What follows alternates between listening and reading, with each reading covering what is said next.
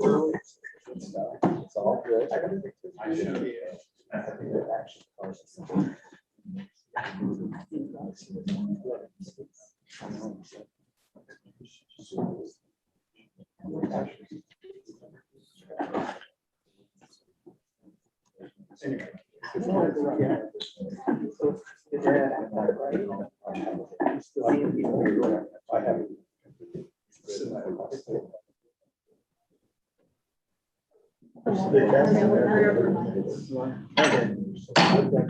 We'll call the meeting to order for the Utah County Council of Governments, October 7th, 2021 p.m.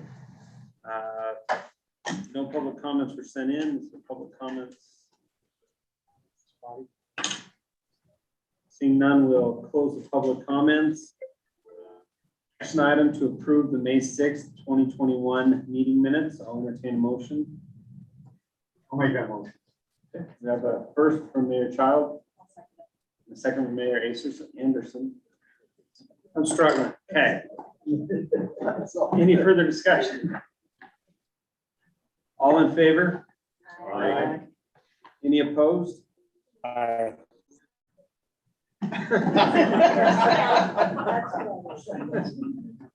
Okay, motion passes.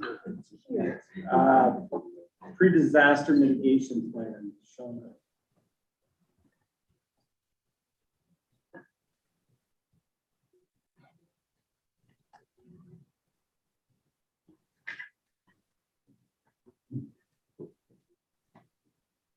Shauna, you're muted, I think.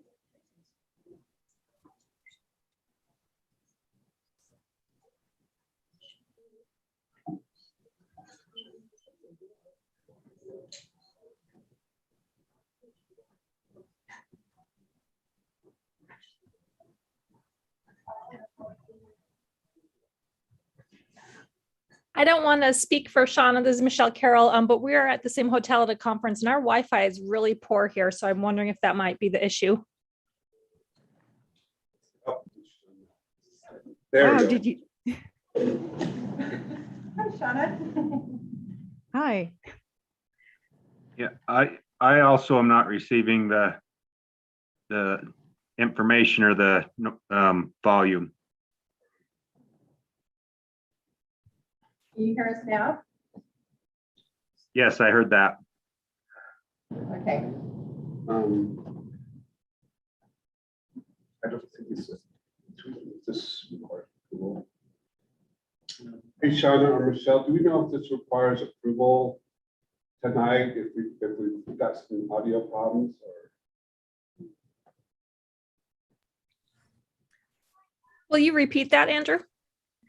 Just if the pre-disaster hazard mitigation plan needs approval tonight, or if it's just information if we're having problems. It's just information. Oh. Yeah.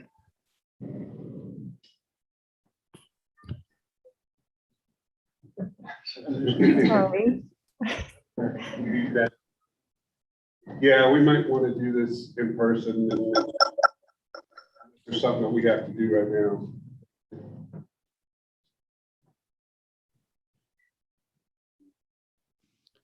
Do you want me to speak to the hazard mitigation plan right now? Did you bust through the minutes approval and everything?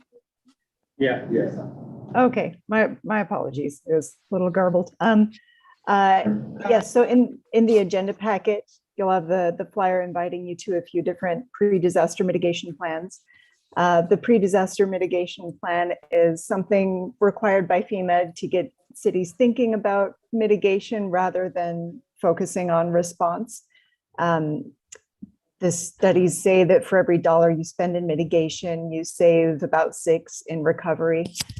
So we want to get you thinking about how to save money, how to work before the disaster happens to lessen its impacts. And I've spoken with every city in Utah County. You have wonderful staff and we've worked together to formulate some strategies and take a look at your risk and whatnot. So these meetings will just be showing the draft plan, getting any final thoughts. We also have someone from FEMA coming to share funding resources. Sorry, it's disconcerting to see myself now on the PowerPoint screen. Right, so we have a great person from FEMA coming to speak about funding, how to get that money for your great projects as well. So please come and invite whoever you think might enjoy it as well. And that's all I have. Thank you. We have the water supply discussion. Tom? Thank you. Have to apologize. The first string quarterback had some other things to do locally here, so we sent in a second string, maybe third string. I'm not sure exactly what. Appreciate this group. It's been an interesting year, and as we get this pulled up, we're going to do some things going through what the year has had, how it compares to last year, what we expect for the years coming up. The water is a fun thing to do. Our board of directors, Utah Water Conservancy District, thinks I have much more power than I actually do to affect weather and things. But if I get a rainy day with them, I take credit for it. And then I'm run out on a rail with a dry day or anything like that. So there, our board of directors, there's we have 8 counties and 18 members of our board. Commissioner Lee is on that right now, is on our board of things. And then we have 5 more from Utah, from Salt Lake County. And then the other counties, Uintah County and Duchesne County, each have 3. Wasatch and Summit County have a combination of 2. Sanpete and Juab each have 1. And that makes up our very, very large board. And you were all invited anytime to participate and to come and visit with us. It's the various projects, the water supply, and all the things that Central Utah is involved in are explained and approved by our board of directors. So again,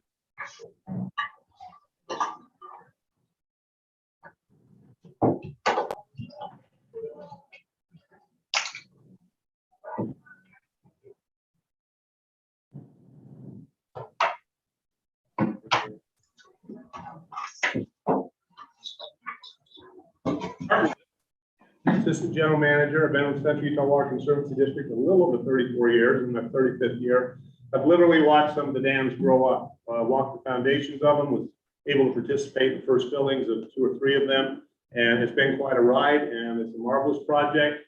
There's approximately $3.5 billion in infrastructure, both in federal and non-federal, that Central Utah Water Conservancy District has jurisdiction over. And we recognize that that is for the uses of to benefit the citizens of Utah. And we appreciate your efforts and the hard decisions you have to make, particularly as we have seen in these years of rapid growth, and we'll get into a little bit of that, and these other things that come into our lives, such as COVID and things like that. So we can go ahead and go to the next slide.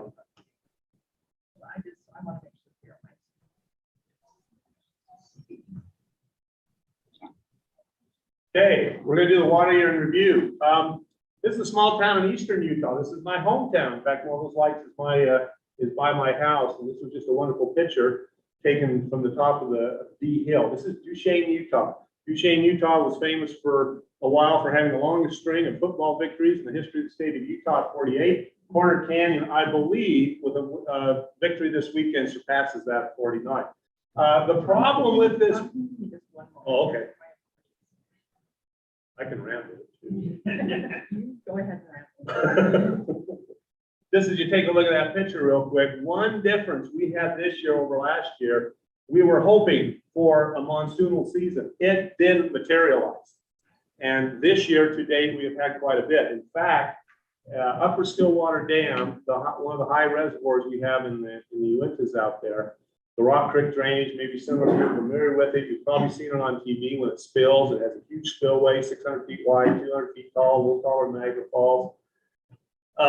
There was 8 inches of precipitation on the southern flank of the Uintah Mountains in just a little over 24 hours.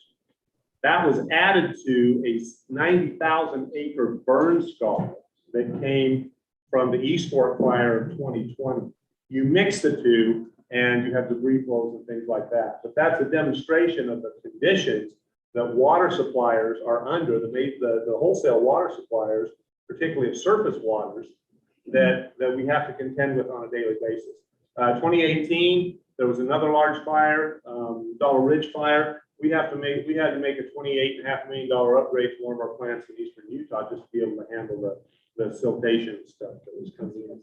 Now, there is something wrong with this picture, and we will get into that in a little more detail. We have a great rainy system going on, again, monsoonal moisture, and, you know, bless the hearts of the poor guys that have to water the football field. We've got to come up with ways of conserving water when the water is being supplied by Mother Nature. We are here to help with that.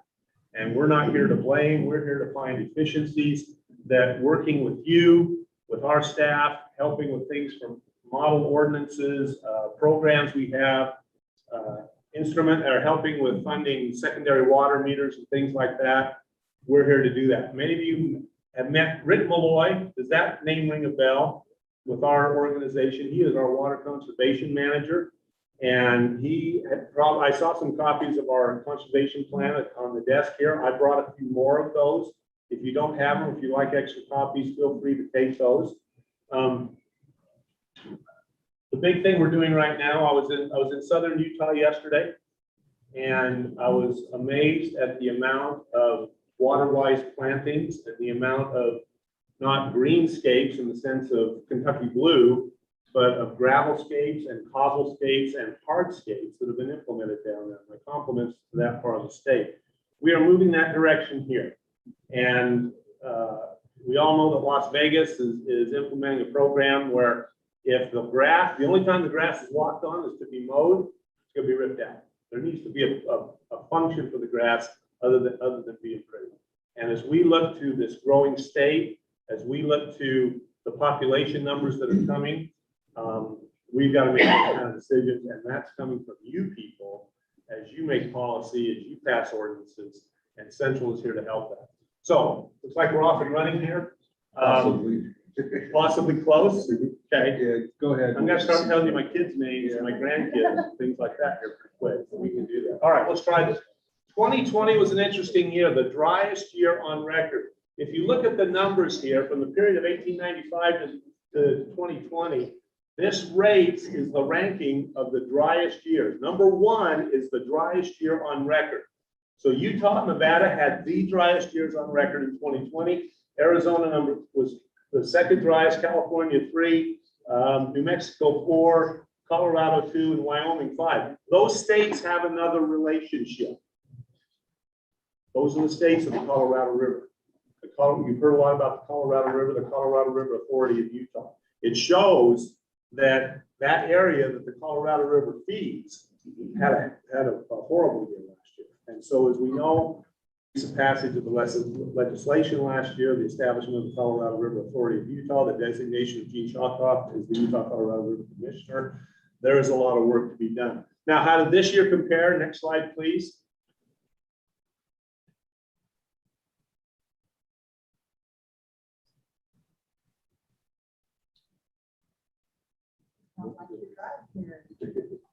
Oh, did you go off the drive or did you put it on new order?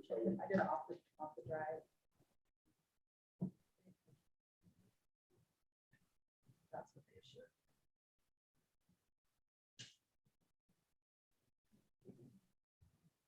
It's a pretty big file.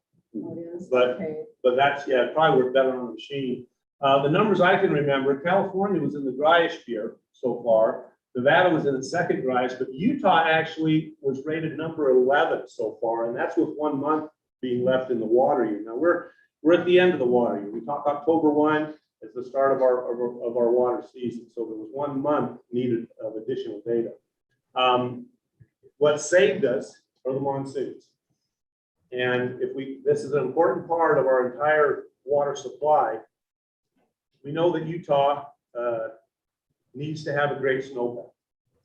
And so as that snowpack builds during the accumulation season, and then it starts to melt as we move into the fall, as we move through the summer, we have deliveries, we have soil moisture that's going down, and we expect and hope for a monsoonal season. And you see this in the newspapers and things all the time, where we're hoping for the precipitation to bring that soil moisture up to a level that then with the coming cold, the coming snowpack, and an adequate snowpack or a large snowpack, as the next runoff season comes, that melt starts, the soil already has a high profile of water, and now we see the water in the streams. That did not happen last spring. The soil was so dry, it just sank right into the soil, and our stream flows were very, very minimal.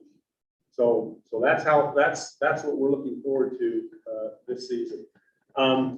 This year, the Duchesne River drainage or the Provo River drainage had about 68% of normal on October 1st. The Uinta Basin drainage had about the same amount. Now you say, well, we're on the Wasatch Front. What about the Uinta Basin? You all drink Colorado River water. There's water that comes over from the Colorado River Basin, and our collection system is found in Wasatch and Duchesne counties. And that's where a large portion of the water supply that supplies many cities out here get a portion of their water supply. So as the snow or as the water season started in June, we were at about 68% of average or so. Then we had the monsoonal season. So by the end of the year, we were in the 80s. It was amazing. There was enough water to pull us back up. Now, did that fill the reservoirs? No. Again, it went into the soil, and so that is good. It required less irrigation deliveries to agricultural land. It required less water deliveries to our grasses and things like that. But it was very, very helpful. This year, what we're hoping now is we were hoping for a big snowpack. Some of you have heard the terms El Nino and La Nina. El Nino is a warming of the waters in the equatorial Pacific. And what that does is bring a jet stream of moisture off the southern part of North America and up into Mexico and into the southern part of the state. And so an El Nino situation will tend to bring water to the St. George area down there. A La Nina situation is a cooling of the water in the equatorial Pacific, and the jet stream will tend to go high. And so Washington and Oregon will get a large supply of water. Utah is right smack in the middle. If you have a strong El Nino or a strong La Nina, it hopefully overlaps and comes right across the middle part of our state. And I'm going to call the middle part, Salt Lake down to Provo. So that is what is, that's how it works. We are in a La Nina situation, and it is showing that the state will have warmer than average temperatures and lower than average precip. Jim, can I interrupt? Yes. We've got both of us have to leave fairly quickly. We're not going, no offense, but we're not going anywhere, That's fine. We can go, yeah, whatever you need to do. There is other business though, that There's one item on here tonight that I thought we'd get to before that. Go ahead. I have to be in We line. can go to number 6 and then. Is it okay if we move? sorry. I apologize. I just didn't think this would take this long. Yeah, no problem. So if we could go to item 6. I really hate to interrupt. Actually, he interrupted, but I hated to. Because we're both trying to figure out how I'm to gonna make it get a our 20 meetings. minutes. Okay. Yep.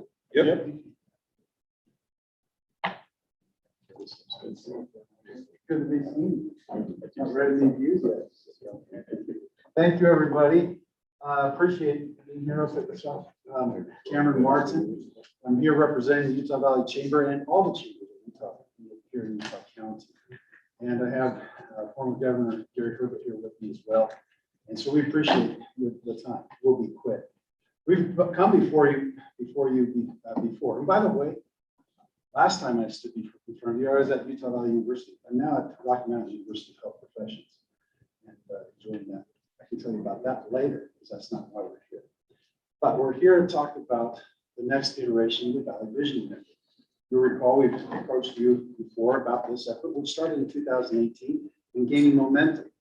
The pandemic kind of put a slow to it. We partnered with Envision Utah to return report as well as of all the many 15,000 entries and persons of input into our Valley Vision effort, which, as you recall, we started because we're growing. I don't know if you've noticed that in municipalities. But as that growth occurs, the political and economic epicenters of the state are shifting south here to Utah County. It behooves us not to have a plan on how to manage that growth and how to be coordinated in our priorities of how we will allocate resources from the state and elsewhere, as well as to coordinate things amongst our own municipalities and communities. Not to strip one community to look like the other, but to celebrate the distinctive nature of each. So we've developed this movement and it continues on. And the chambers, excuse me, are mounting this Growth and Prosperity Summit on October 28th this month at Utah Valley University. It'll be hosted at the Norda Center for the Performing Arts. We invite you to be there. Governor Turbo will give you a little bit more about that. But if you register now before the 15th, it's $20. After that, it's 25. And we're trying to incentivize you. And your budgets are tight. One of the things that we'd like to do, or will be doing at this chamber, Steve, let's go ahead and pass these out. Steve's passing you out just a highlight that recaps the Valley Visioning effort, as well as the various areas of priority that came out of that. And then having a compact, he's passing out a compact for you as well. At this summit, we'll be addressing the compact.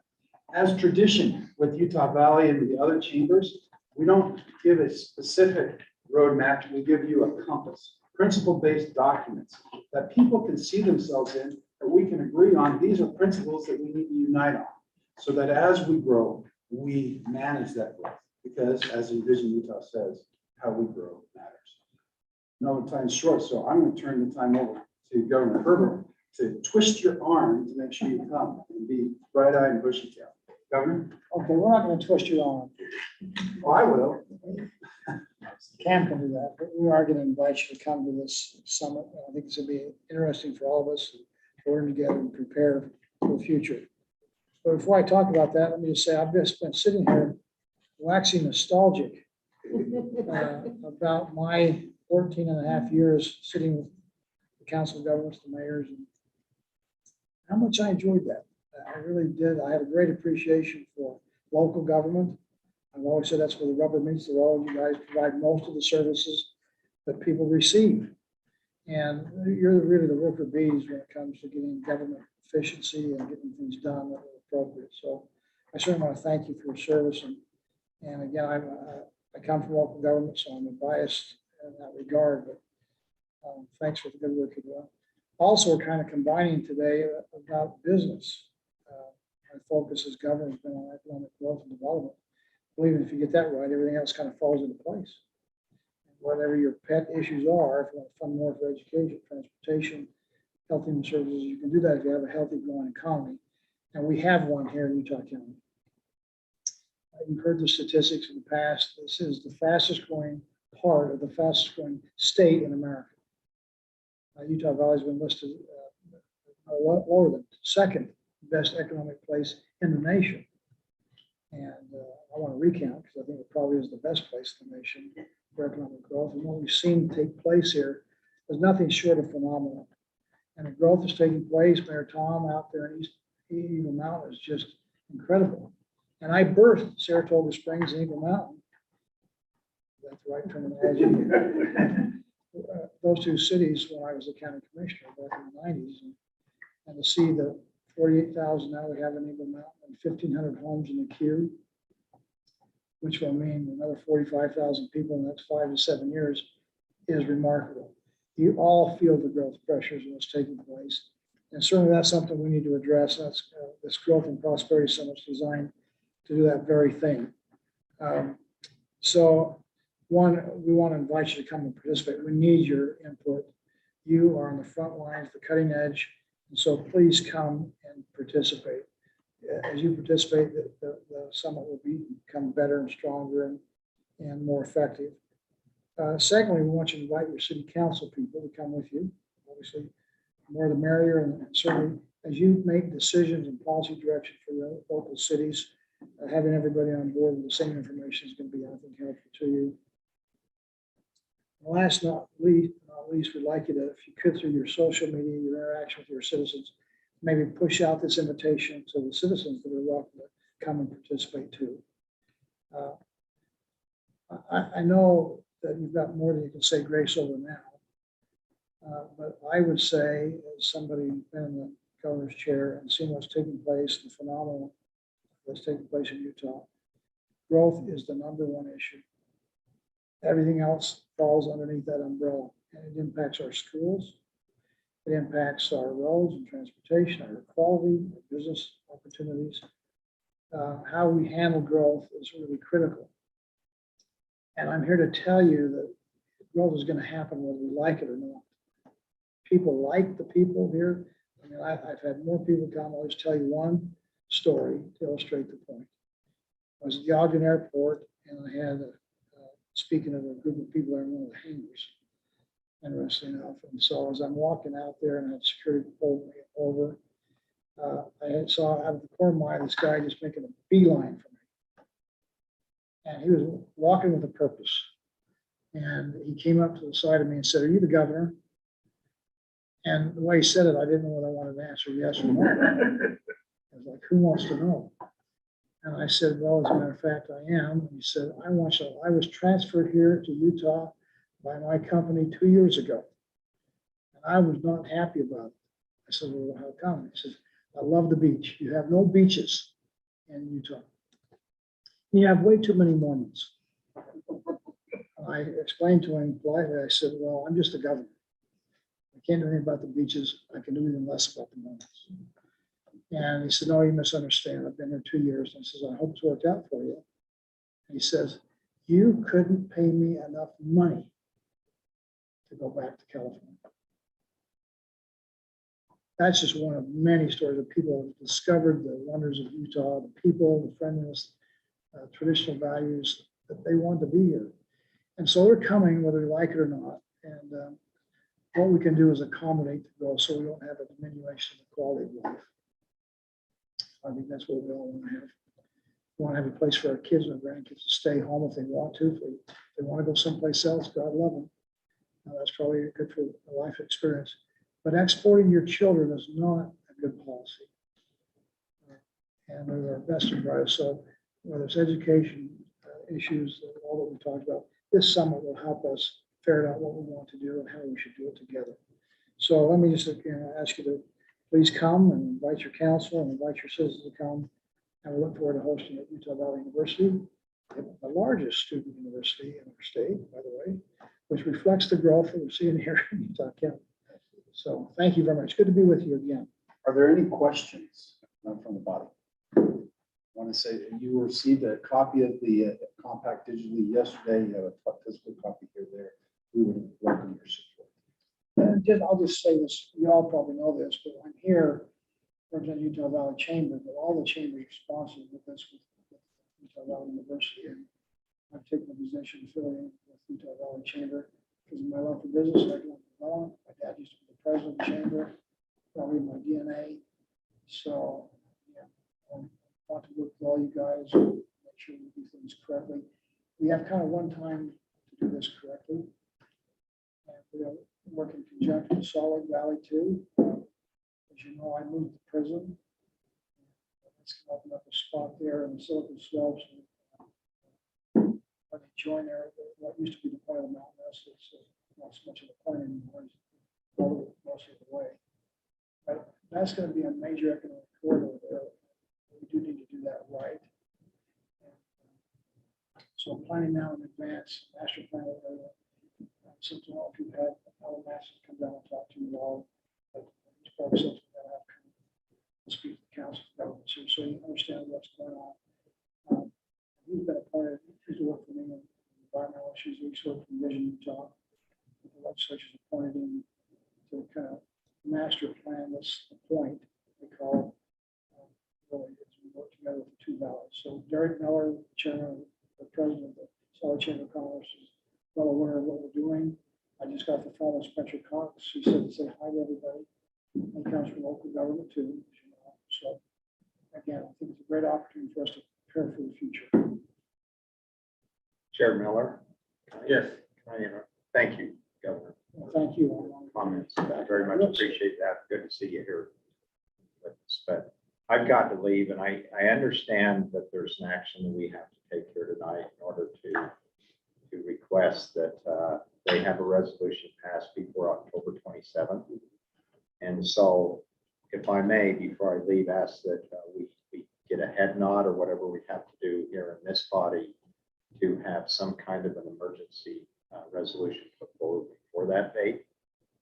Time, if that's appropriate, that I do something like that, see if everybody is in agreement of that.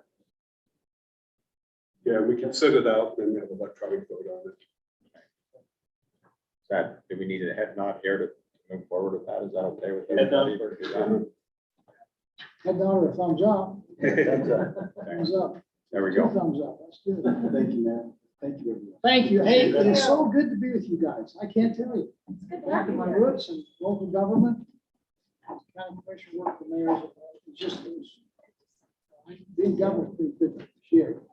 But working at local government, you guys probably highlight. It's good to be back with you. Thank you.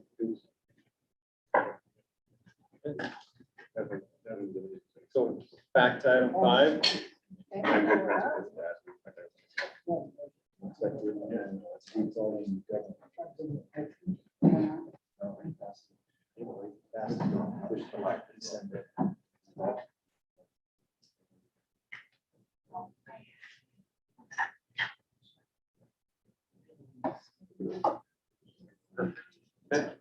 Then we will, that is it. We will bring this back. Our next meeting is tentatively scheduled for November 4th. We'll adjourn the meeting.